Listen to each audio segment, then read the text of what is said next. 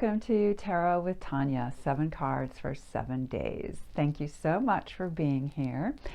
And I sincerely hope there's something for you to take from this that benefits you for this coming week and beyond. We are starting with April 17, that Monday, and the moon will be in Pisces that day.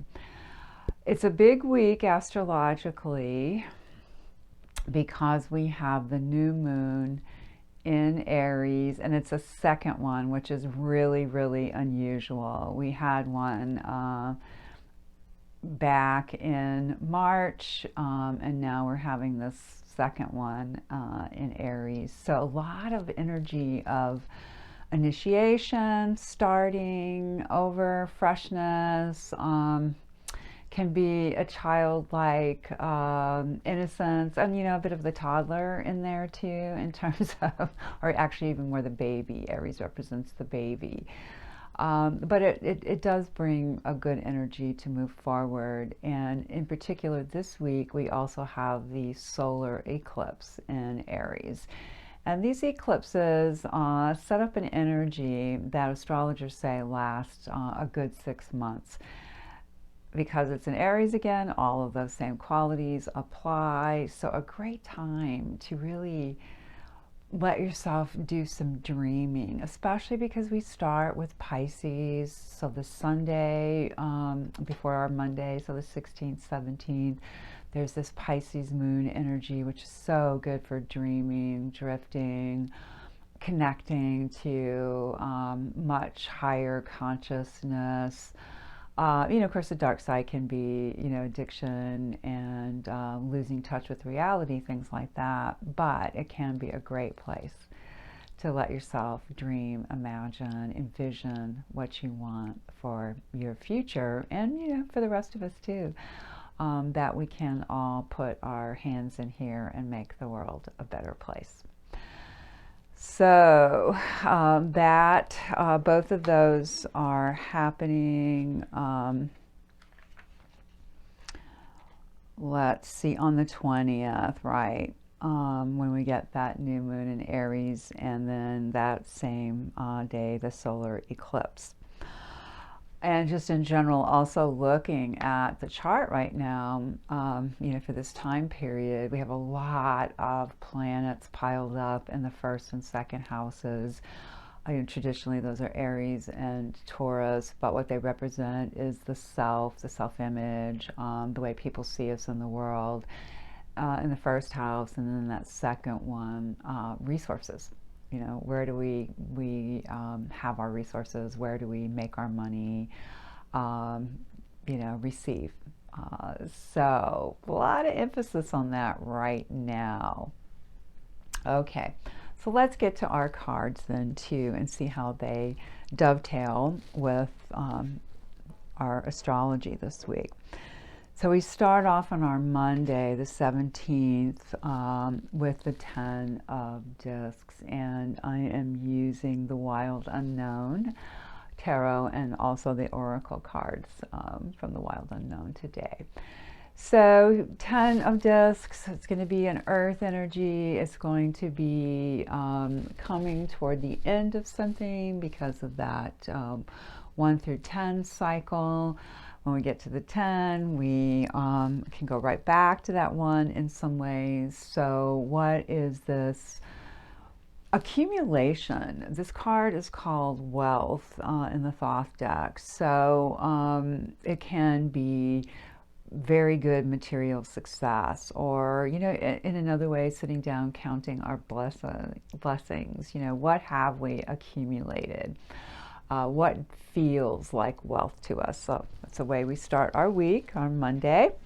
By Tuesday, we get to the Sun of Swords, and you may know this if you know your tarot at all, as the Sun, as the Prince of Swords or the Knight of Swords. Swords being the mental energy, what we think about, the way that we use thought energy to create our reality. And this deck I've mentioned before uses owls quite a bit, and we have our owl clutching the sword here and looking very, very determined. I feel very precise about something, and that would be a good way to use this energy, very discerning. The dark side of it, the shadow side, can be making decisions too quickly, cutting things off before we fully understand them. So, use it for discernment. That'll be a great way to harness that energy. When we get to our Wednesday, we have the Emperor. So we have 3 majors in a row. For a little bit of an overview here this week, we have 3 majors. That leaves us 4 more cards. So 4 of the suits cards, 2 of them are court cards or royal cards, and then 2 are minors. So obviously, we're into a major here, and the Emperor is the number 4 in the major arcana. And obviously it's a very strong masculine, doesn't have to be male, but a masculine energy. And I really do love this particular card's way of expressing that. Our wonderful, maybe pine tree, some kind of evergreen, a sort of blazing sun behind that. You don't get the person on the throne, which you often see in depictions of this card. But what does it stand for? Well, hopefully a use of masculine energy for the good of the collective or the good of the self. Being organized, structured, disciplined, things like that. Looking out for others, trying to see the big picture. The dark side, of course, can be controlling, holding on to resources too tightly, restricting things for other people. But hopefully we can find the way, to use the good energy of that. And by Wednesday, focus on what we need to give attention to that has some structural purpose in our lives, maybe some foundational energy, getting some issues straightened out that help us maintain some kind of feeling of order in our lives. On Thursday, we get that second major, and this time the Chariot. So we have our beautiful horse whose mane is flying to the side here, indicating a breeze, a fresh energy. There is a pentagram around the horse's neck, and it's pointing upward, which is the good, positive use of that symbol. So how do we move ourselves forward? How are we potentially preparing for that or getting ourselves to that place? And remember, these majors are coming up Wednesday, Thursday, Friday, when that eclipse and new moon energy are very strong. So, intuitively, I feel like they're stepping in to really give us some good structure, some concrete energy, some inspiration to work with. So, we started off talking about how with that Aries energy coming, there is great support for forward momentum. So I forgot to mention that we'll also be moving into Taurus this week. The sun is changing signs right after this Aries new moon and eclipse, literally, within the hour, minutes later. So when that happens, it gives us a chance to put it into a more concrete form. So, use that dream, plan, see how your energy wants to take you in this new direction. And then on Friday, that third major that's shown up for our week, and this time the star. The star is traditionally associated with the sign of Aquarius, the humanitarian, the one who is trying to help humanity move forward in a big picture kind of way, help us look at groups, foundations, organizations, how we connect with those, and then how the individual functions in those. So never to lose sight of the individual and the power of the individual in the larger collective. So that's interesting to me that it came up for this week when we have these very, very strong energies of the eclipse. I mean, they don't happen all that often. So, I feel like it's there to support us. And it's the star of hope. What can we be hopeful about? We're really in intensely shifting times. Everybody, I think, is feeling that on some level, even if you don't think in esoteric terms, metaphysical terms. Still, you're going to be affected by this. What is your new start? How do you have hope? How can you see your life and yourself in a new, more cosmic way? By that I mean a bigger picture way, and to really, look upward and have a vision and let that starlight move you forward.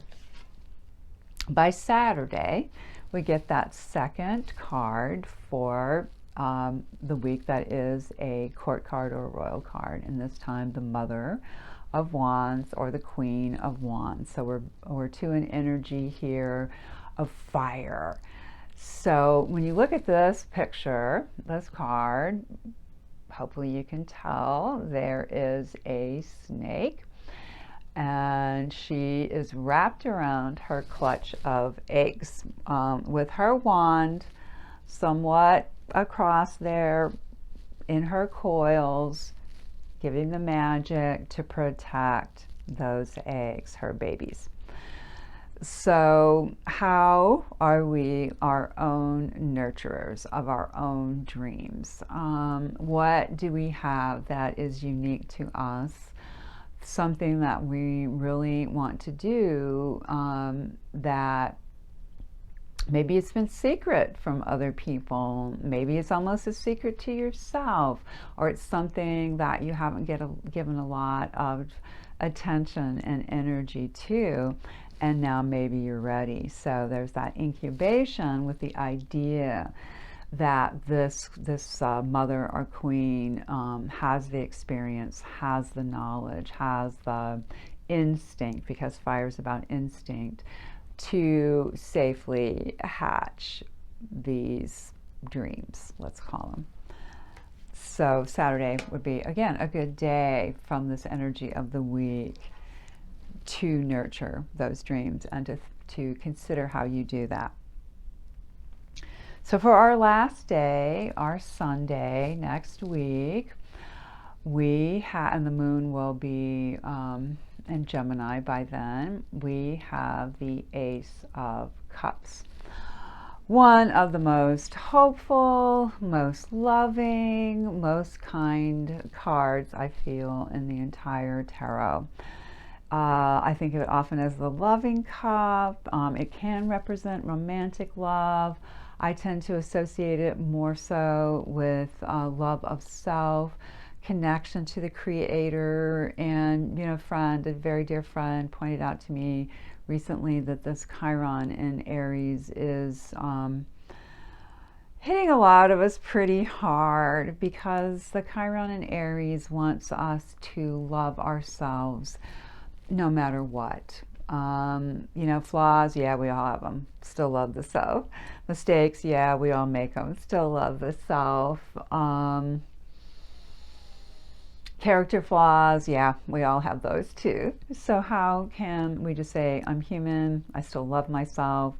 And in particular, if you're interested in the astrology, I can definitely help you with this. Ask me. It depends on what house it is for you. Like, I'm an Aries rising, so it's definitely hitting me in the self-esteem, the self-image area. But it could be in your work, your house of work. It could be in your house of partnerships. It could be, in your house of groups, resources, anywhere in the 12 houses.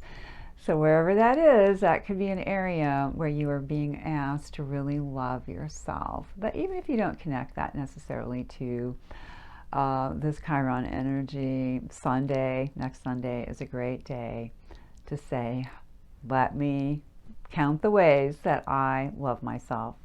Or could be the opposite, that I don't love myself, and how can I change that into self-love? And it is not about selfishness, vanity. We have to love ourselves. That's the basis for all good relationships with other people.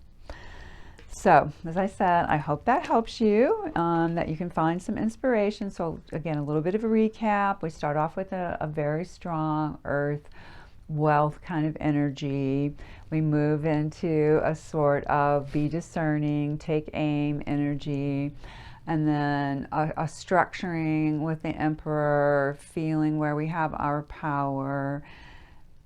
Into that eclipse and that new moon, what's our energy moving forward with the Chariot? How can we be hopeful, see from a higher perspective with the support of the star on Friday? Nurture our dreams, know what they are, look at the energy that we give them on Saturday, and then back to the beautiful self-love from the Ace of Cups on Sunday. So for our oracle card, again from the Wild Unknown, the elk is what came up for us today. And let me share with you what our animal spirit guidebook says about our Wild Unknown elk here. The elk is stable and resilient, headstrong, is the father. So we have the mother this week. Now we have a father to go with it. The great elk represents the earth element in its masculine form. This means it provides underlying support and stability amidst life's many changes. I thought that was so perfect for this week's readings. An elk personality, whether male or female, remember it's not a gender thing in that regard, it's just an energy thing. So an elk personality is fully established in themselves and knows their core values. They become known and respected for acting in ways that uphold those values. Sometimes the elk's ego can become inflated. That's our Emperor energy, potentially. But for the most part, they make damn good fathers, mothers, lovers, and friends. The world needs more elk energy. And it's a great way to, I think, reimagine, reinvent the patriarchal energy.